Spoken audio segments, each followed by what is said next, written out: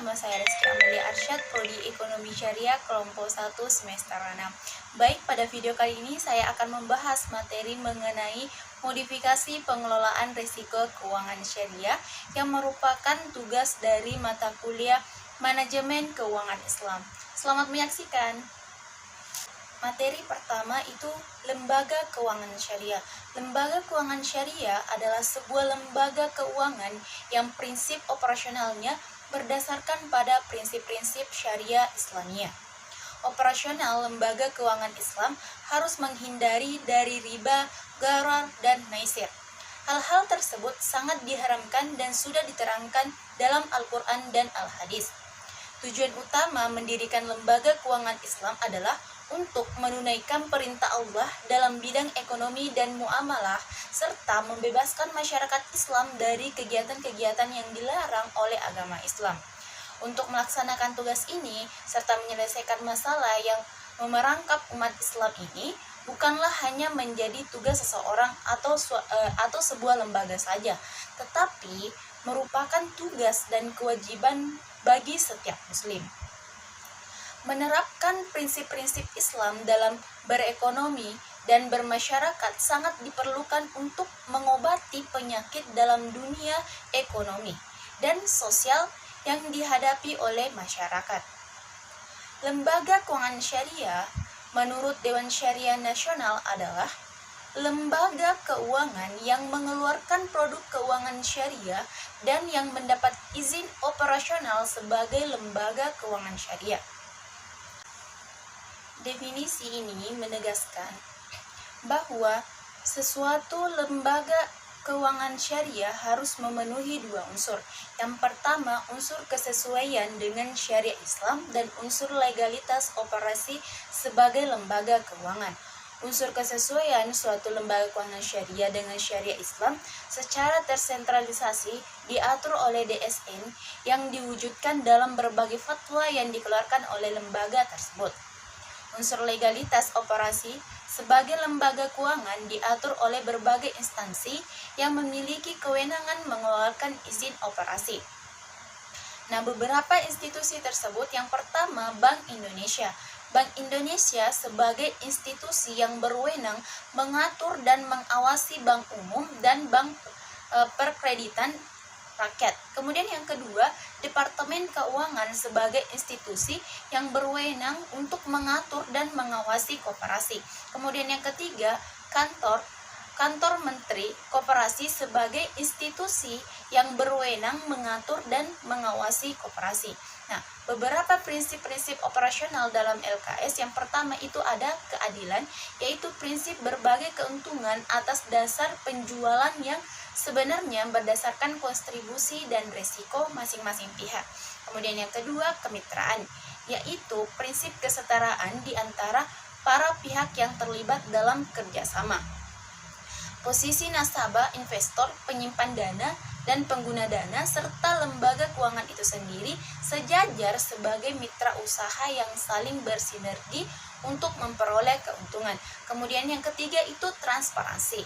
Nah, dalam hal ini, sebuah lembaga keuangan syariah diharuskan memberikan laporan keuangan secara terbuka dan berkesinambungan kepada nasabah, investor, atau pihak-pihak yang terlibat agar dapat mengetahui bagaimana kondisi dana yang sebenarnya.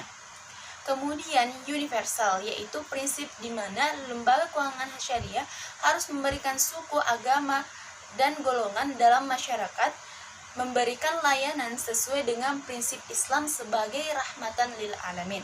Kemudian, dalam operasionalnya, lembaga keuangan syariah juga harus memperhatikan kepada hal-hal yang pertama, pembayaran terhadap pinjaman dengan nilai yang berbeda dari nilai pinjaman dengan nilai yang ditentukan sebelumnya tidak diperbolehkan.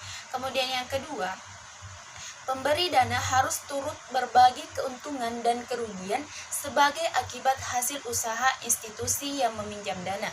Kemudian yang ketiga, Islam tidak memperbolehkan menghasilkan uang dari uang.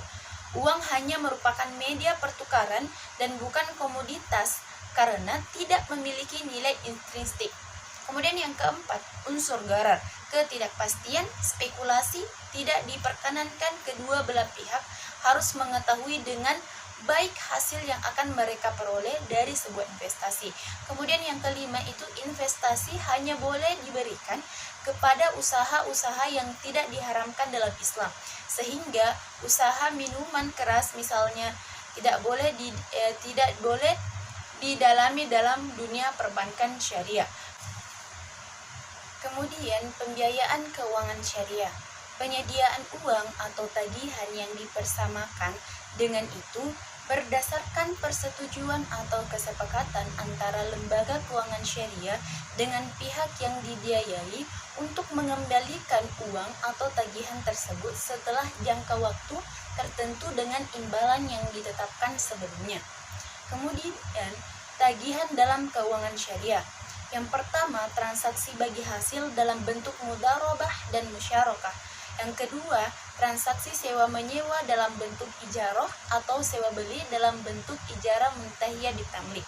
Kemudian yang ketiga, transaksi jual beli dalam bentuk piutang murabahah, salam ataupun istisna. Kemudian transaksi pinjam meminjam dalam bentuk piutang atau qard. Kemudian transaksi sewa menyewa jasa dalam bentuk ijarah atau untuk transaksi multi jasa.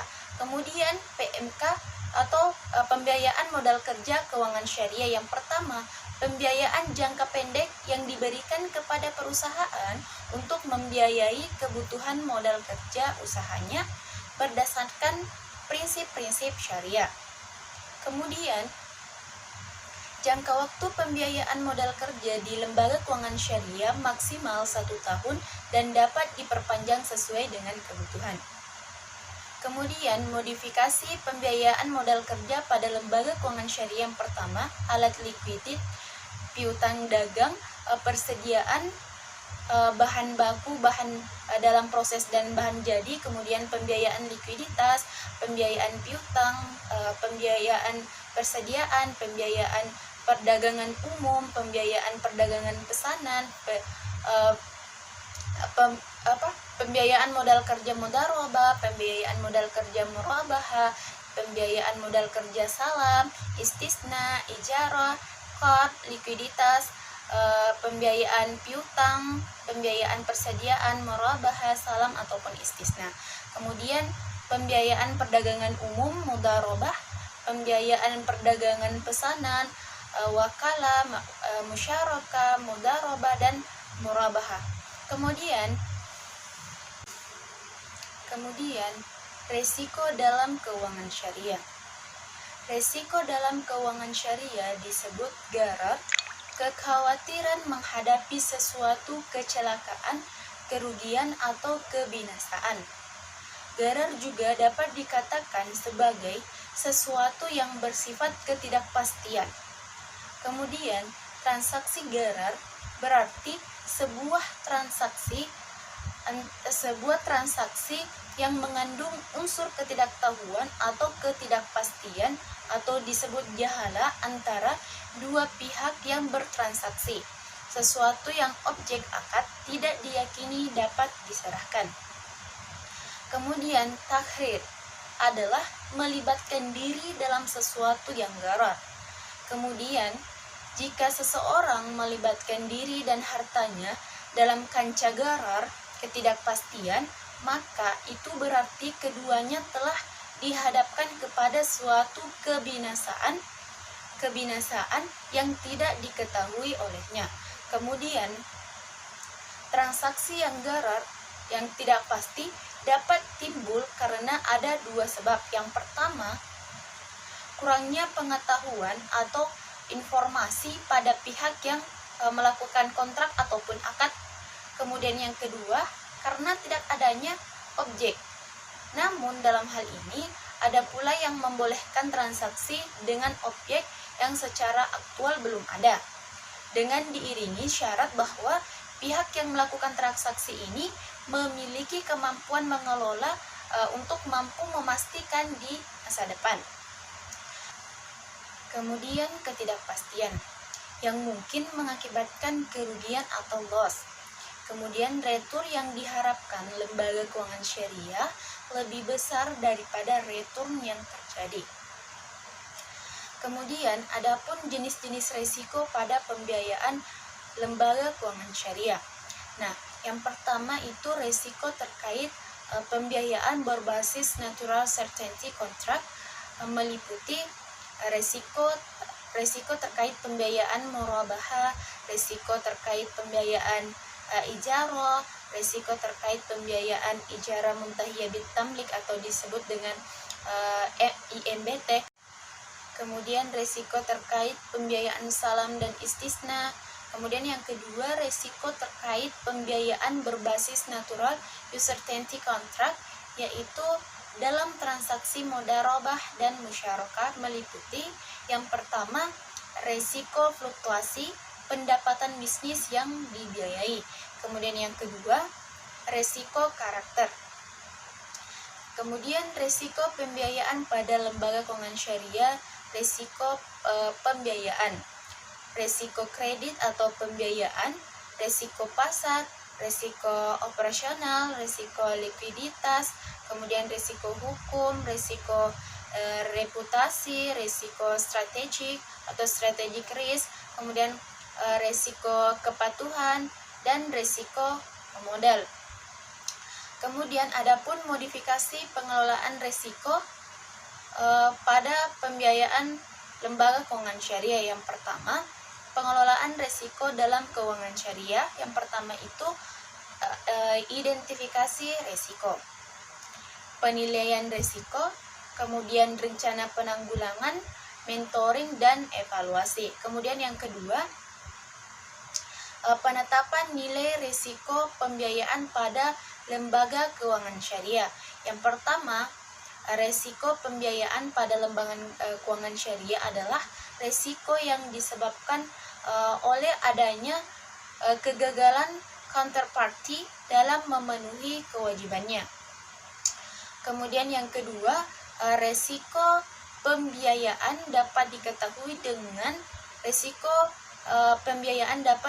dengan menggunakan rasio pembiayaan bermasalah atau non performing financing atau disingkat dengan NPV. Kemudian perbedaan bank syariah dengan bank konvensional. Resiko yang dihadapi oleh bank syariah lebih kompleks dibanding dengan resiko yang dihadapi oleh bank konvensional. Muhammad Ayub mengidentifikasi risiko tambahan yang dihadapi oleh bank syariah, yaitu risiko aset, risiko pasar, dan risiko kesesuaian dengan syariah. Risiko tingkat pengembalian yang lebih tinggi, risiko gadaian yang lebih besar, risiko legal yang lebih besar, dan risiko penarikan yang lebih besar pula. Oleh karena itu, bank berkewajiban melakukan evaluasi yang lebih berhati-hati atas semua risiko yang ada. Kemudian, risiko kredit.